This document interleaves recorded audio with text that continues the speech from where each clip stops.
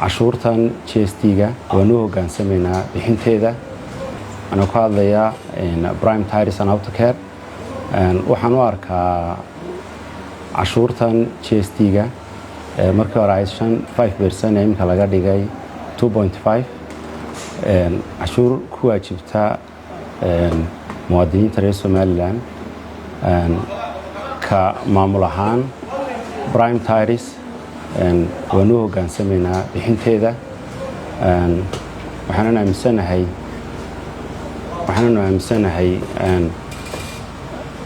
qofka muwaadinka ee cashuurta bixiyeen cashuurtiisa aan wax loogu qabto waxaan aaminsanahay haddii cashuurtaas sideeda loo bixiyo waxna lagu qabto in dawladnimadeenu ku adkaan doonto halka imka miisaaniyaddeedu ka tahay tusaale ahaan 500 milyan haddii cashuurtaa la qaado waxay noqon doontaa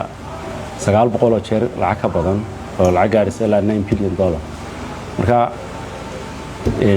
muwaadiniintu ha bixiyaan annaguna dawladda waanu hayn doonaa waana bixin doonaa cashuurta haddii la yiraahdo inta waxaan ku soo jeedin doonaa cashuurta in lagu qabto kaabayaasha sida waxbarashada caafimaadka iyo wadooyinka kale diyaarna waanu nahay inaynu hirgelin haddii la yiraahdo